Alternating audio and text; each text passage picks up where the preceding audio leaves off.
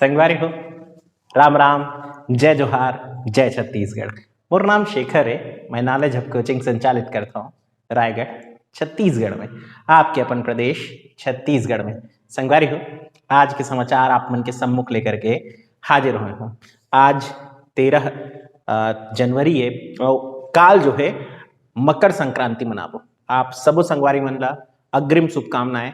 सूरज के उत्तरायण हो के शुरुआत हो जाही और एकर साथ साथ गर्मी बढ़े लगी और एक ठी हवा जो कथे हवा बदल जाते और आप महसूस करे हो काबर की अब भाई हर आदमी वो दौर ले गुजरते। मोला ये मौसम जब बदले ना तो समझ में आ जाए परीक्षा अवैया है। एकर हवा के ना अलगे एक ठी मिजाज रहते, वो हवा में ही रहते कि परीक्षा है बेटा, परीक्षा है, पढ़े वाला आगे करके। तो वही वाला मौसम के आनंद लेत लेत अपन पढ़ाई ला बहुत जोर के जारी रखिया और आज के समाचार ला ध्यान दे के सुनिया। हिंदी में आत हो, समाचार ला शुरू करत हो। पहला समाचार, अहिवारा। अहिवारा एक उप तहसील हुआ करती थी। मुख्यमंत्री महोदय ने इसे एक नई तहसील बनाने की घोषणा कर दी है, यानी कि छत्तीसगढ़ के तहसीलों की संख्या में एक और तहसील का इजाफा हो गया। अहिवारा जिला दुर्ग में पड़ता है, तो दुर्ग जिले में एक तहसील बढ़ी और छत्तीसगढ़ के लिए भी टोटल तहसीलों की संख्या में एक तहसील बढ़ गई। अब तक मैं आपको बताते आया हूं, तो अब आपकी बारी है कि नीचे कमेंट बॉक्स में बताएं कि छत्तीसगढ़ में कुल तहसीलों की संख्या अहिवारा के जुड़ने के बाद कितनी हो जाएगी।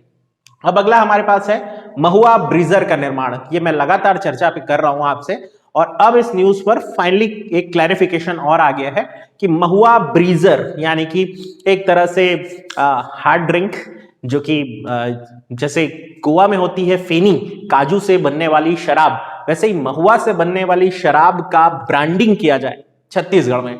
महुआ ब्रीजर या बस्तर महुआ, ऐसा कुछ नाम रखा जाएगा उसका, और इसके लिए बकायदा संयंत्र भी लगाने की घोषणा हो गई है।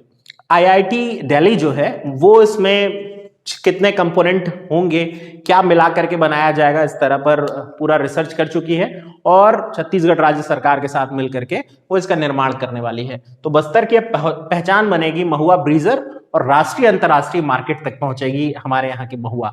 तो बधाई का पात्र है भाई बस्तर। देखें, अब आगे बात करेंगे हम दियारी त्योहार की। दियारी त्योहार बस्तर अंचल में मनाया जाने वाला एक पर्व, एक त्योहार है, और इस त्योहार के बारे में अगर हम बात करें तो इस त्योहार का एक लंबा ड्यूरेशन चलता है बस्तर अंचल में। अलग अलग खंड में अलग अलग माह तक ये चल रहा होता है, लेकिन इसका सबसे खास आकर्षण होता है मुर्गा लड़ाई। ये क्वेश्चन कई बार आया हुआ है कि मुर्गा लड़ाई या मुर्गों का जो युद्ध है वो छत्तीसगढ़ में किस अंचल में देखने को मिलता है। बस्तर है, पूरे बस्तर संभाग में चलता है, खास तौर पे सुकमा, दंतेवाड़ा और बस्तर वाले अंचल में सबसे ज्यादा आप इसको देख पाते हैं। एक्चुअल में आंध्र प्रदेश और तेलंगाना के तरफ भी ये बहुत ज्यादा पॉपुलर गेम है। रॉयल सीमा करके आंध्र प्रदेश में एक जगह पड़ती है, वहां तो इसको बहुत ज्यादा खेला जाता है। इसमें 2 मुर्गे होते हैं, उनको तैयार किया जाता है, थोड़ा आक्रामक बनाया जाता है और उनके पैर में एक छोटी सी छुरी बांध करके लड़ने के लिए छोड़ दिया जाता है। दोनों गुट आमने सामने होते हैं, अपने अपने मुर्गों को उत्साह बढ़ाते हैं और ये युद्ध चल रहा होता है जब तक कि सामने वाला मुर्गा मर न जाए या पूरी तरह से गिर न जाए। बहरहाल मुर्गे के पैर में बांधे जाने वाले इस छुरे को काती कहते हैं। काती याद रह जाएगा। चलिए हम बात करेंगे अब प्रोफेसर आफरीन नाज के बारे में। छत्तीसगढ़ से बहुत सारी शख्सियत केबीसी 12 जो अभी चल रहा है उसमें भाग ले रही हैं। अब एक और शख्सियत जो छत्तीसगढ़ की है वो केबीसी का पार्ट बन रही है। बिलासपुर से है ये, 25 लाख रुपए इन्होंने जीता है। ये प्रसारण शायद अभी एक आध दिन के भीतर आप देख पाएंगे। आपके अपने छत्तीसगढ़ से प्रोफेसर आफरीन नाज केबीसी में प्रतिनिधित्व करेंगे। फिर बात करेंगे हम पितई बांध एनीकट या पितई बंध एनीकट। एक्चुअल में इस एनीकट तो वैसे कोई पढ़ता नहीं है, लेकिन इसको पढ़ाने के पीछे रीजन है। पितई बंध एनीकट बनाया जा रहा है राजिम पुन्नी मेला के उद्देश्य से। आप सब जानते हैं कि राजिम में 3 नदियों का संगम है, पैरी, सोंढूर और महानदी। इसमें पैरी और सोंढूर तो पहले ही मिल जाए रहती है, महानदी में आकर के फाइनली राजिम में संगम हो रहा होता है। अब एक्चुअल में ये संगम जरूर होता है, लेकिन आप अगर गए होंगे राजिम तो आपको पता होगा कि वहां पानी बहुत कम होता है, बहुत पतली सी धारा बस बची होती है।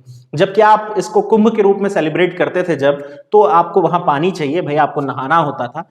तो ऐसी स्थिति में सिकासार बांध का पानी छोड़ करके उसकी व्यवस्था की जाती थी। अब इसको सुनिश्चित करने के लिए कि हमेशा राज्य में पानी मौजूद रहे, उस कम से कम उस स्थान पर जो कि कुंभ के लिए जाना जाता है, जहां कुलेश्वर महादेव मंदिर है, जहां राजीव लोचन मंदिर है, उसको ध्यान में रख करके एक पितई बंध एनीकट बनाया जा रहा है। हालांकि इसको बाद में और टूरिस्ट स्पॉट के रूप में भी विकसित किया जाएगा, बोट वगैरह भी चलेगी, वो बाद का प्रोजेक्ट है, लेकिन पितई बंध एनीकट बन रहा है, ये आपको याद रख लेना चाहिए। किस लिए? राज्य में जल उपलब्धता के लिए। फिर बात करेंगे मैनपाट महोत्सव की। इसका अनाउंसमेंट हो गया फाइनली। मैनपाट महोत्सव नहीं रुकेगा, सरगुजा अंचल में होगा। ये तातापानी महोत्सव हम कैंसिल होता वो देख लिए थे, लेकिन मैनपाट महोत्सव होगा और ये 12 से 14 फरवरी के बीच चलेगा। बड़ी बात यह है कि इस बार डांस फेस्टिवल के रूप में भी यहां मनाया जाएगा। और होगा क्या? सुवा, सैला, कर्मा जैसे नृत्य के प्रतियोगिता आयोजित की जाएगी और बाकायदा इनाम राशि भी रखी गई।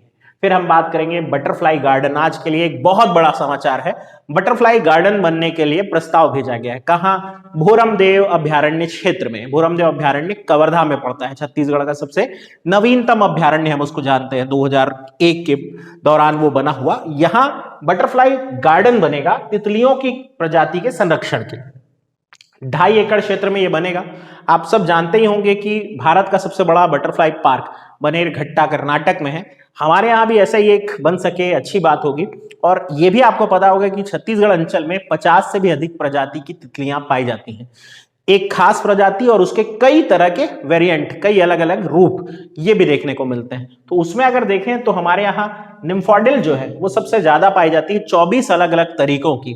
इसके अलावा लाइसिनिड 11 अलग अलग तरीकों में, पायरिड 7 तरीकों में, पेप्लिडियोनिड ये 6 तरीकों की, और हेस्पेरिडी ये 3 तरीकों की। ये याद करने की जरूरत नहीं है, बस ये याद कर लें कि 50 से अधिक प्रजाति की तितली छत्तीसगढ़ में पाई जाती है। अभी रिजल्ट आया नहीं है, लेकिन आपको याद होगा राष्ट्रीय तितली चुनने का भी एक अभी ऑनलाइन चल रहा था मुहिम, और उसमें अभी तक अनाउंसमेंट नहीं हुई है कि राष्ट्रीय तितली किसे चुन लिया गया है। उम्मीद करते हैं छत्तीसगढ़ की तितली चुन ली जाए, मजा आएगा। खैर, फिर बात करेंगे कायाकल्प स्वच्छ अस्पताल योजना 2019-20। वैसे तो ये पूरे राष्ट्रीय स्तर का है कायाकल्प स्वच्छ अस्पताल योजना, और इसमें छत्तीसगढ़ को बड़ी उपलब्धियां हासिल हुई है। मैं छत्तीसगढ़ की इन उपलब्धियों पर चर्चा कर दे रहा हूं। वैसे तो ज्यादा लिस्ट आप और अगर पूरा याद करना चाहें तो मैं पीडीएफ साथ में जो न्यूज कटिंग की देता हूं वो आप मेरे व्हाट्सएप ग्रुप से प्राप्त कर सकते हैं। लेकिन बहरहाल आपको जो याद रखना ही चाहिए उस पर पहले बात कर लेते हैं। सबसे पहले शहरी सामुदायिक स्वास्थ्य केंद्र सबसे अच्छा कौन सा रहा? शहरी सामुदायिक स्वास्थ्य केंद्र सबसे अच्छा गुढ़ियारी का रहा। गुढ़ियारी रायपुर में पड़ता है और इसके आने के बहुत ज्यादा चांसेस इस सवाल के।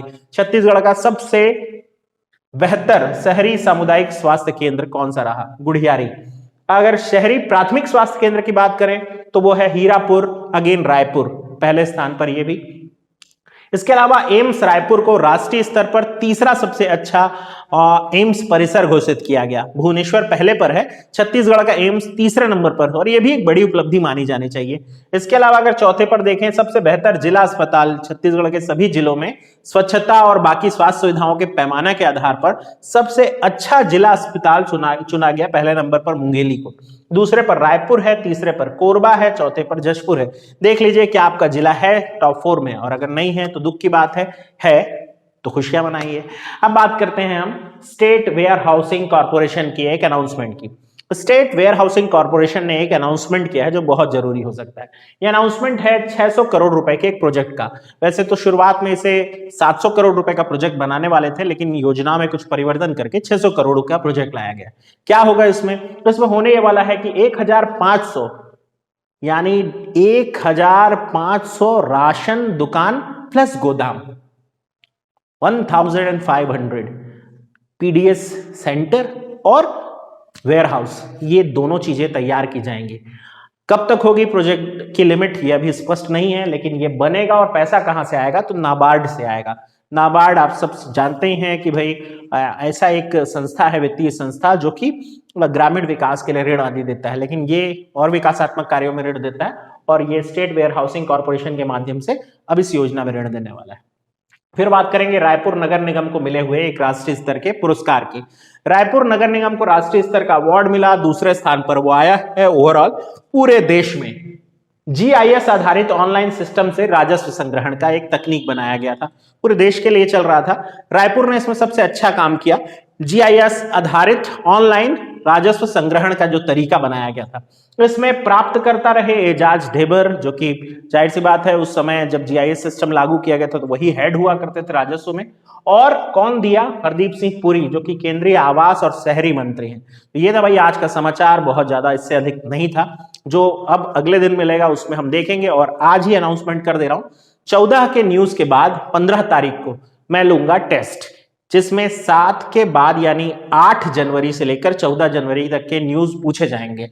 मैं उम्मीद करूंगा पिछले बार जैसा आपने भाग लिया था, बढ़ चढ़ करके हिस्सा लेंगे। जिसके सबसे ज्यादा सही जवाब होंगे मैं उसका नाम अपने वीडियो में अनाउंस भी करूंगा। मुझे खुशी होगी कि आप बढ़ चढ़ के हिस्सा लें और सबसे बेहतर नंबर लेकर के आए, और मैं आपका नाम पढ़ते पढ़ते ही पूरा एपिसोड निकाल दूं। खैर, उम्मीद करते हैं आप अच्छे से पढ़ रहे होंगे।